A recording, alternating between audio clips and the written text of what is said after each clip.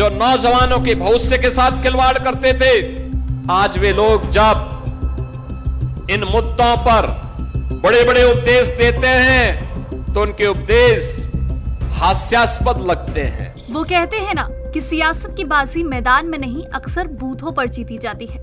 जो जनता के दरवाजे तक पहुंच जाए वही आखिर में सरकार बनाती है, जिसकी झलक अब फिर से दिखाई देने लगी है।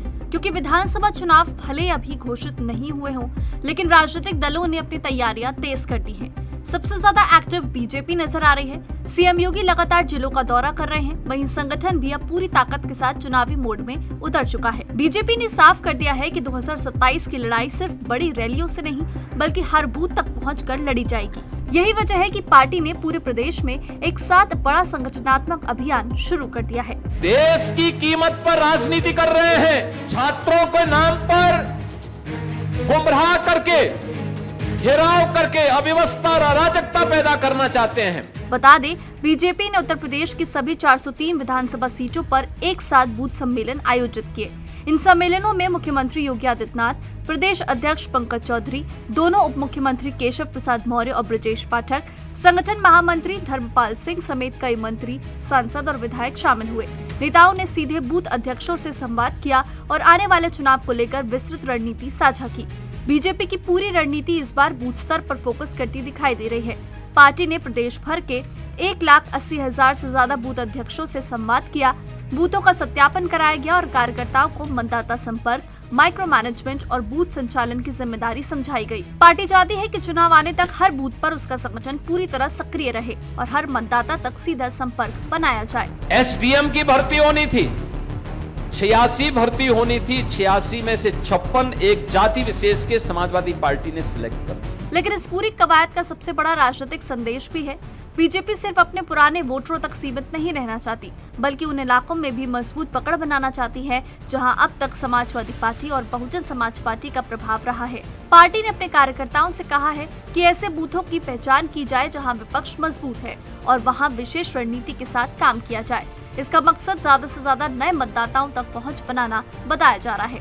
पश्चिमी उत्तर प्रदेश में तो बहुत सारे परिवारों ने बेटियों को पढ़ने के लिए दूर के रिश्ते में भेज दिया था या स्कूल जाना ही बंद कर दिया। नौजवान के रोजगार पर डकैती पड़ जाती थी, सिंडिकेट काम करते थे हर थाना क्षेत्र में। रिपोर्ट के मुताबिक बीजेपी ने बूथ स्तर पर जातीय और सामाजिक समीकरणों का भी अध्ययन शुरू किया है। कार्यकर्ताओं को कहा गया है कि गांव और मोहल्लों में प्रभाव रखने वाले लोगों की जानकारी जुटाई जाए। इसमें स्थानीय सामाजिक चेहरे, विभिन्न समुदायों के प्रभावशाली लोग, गाँव के मुखिया और अन्य सक्रिय लोगों की सूची तैयार की जाएगी। पार्टी का मानना है कि स्थानीय स्तर पर मजबूत संपर्क चुनाव में बड़ी भूमिका निभा सकता है। इस अभियान के तहत अपने संगठन को भी और ज्यादा सक्रिय करने की योजना बनाई है। बूथ समिति, पन्ना प्रमुख, सक्रिय सदस्य, प्राथमिक सदस्य, वरिष्ठ कार्यकर्ता और सहयोगी संगठनों से जुड़े लोगों की अलग अलग सूची तैयार की जा रही है। उनके मुंह में फेविकोल लग जाता है। हिंदू हिंदू को लड़ाना होता है। हम सबको इस प्रकार की उस दुष्प्रवृत्ति से जो देश को विभाजित कर रही है, कमजोर कर रही है, उसे सतर्क और सावधान होना होगा। सीएम योगी ने भी संगठन को मजबूत करने पर जोर दिया है। हालांकि बीजेपी का ये पूरा अभियान ऐसे समय में शुरू हुआ जब उत्तर प्रदेश की राजनीति धीरे धीरे 2027 विधानसभा चुनाव की ओर बढ़ रही है। अभी चुनाव में समय है, लेकिन राजनीतिक दलों ने अपनी अपनी रणनीति पर काम शुरू कर दिया है। बीजेपी जहां बूथ स्तर पर संगठन मजबूत कर रही है, वहीं विपक्ष भी अपनी राजनीतिक तैयारियों में जुटा हुआ है। ऐसे में आने वाले महीनों में उत्तर प्रदेश की राजनीति और तेज होने के संकेत मिल रहे हैं। अब सवाल है कि क्या बीजेपी की ये बूथ रणनीति 2027 में चुनावी बढ़त दिला पाएगी या सपा और बसपा के मजबूत इलाकों में पार्टी अपनी पकड़ बना पाएगी? क्या बूथ स्तर पर शुरू हुआ ये अभियान चुनावी नतीजों को प्रभावित करेगा?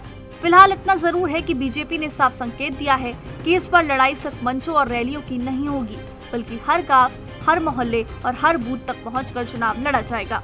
अब देखना होगा कि इस रणनीति का असर आने वाले चुनावी माहौल में कितना दिखाई देता है।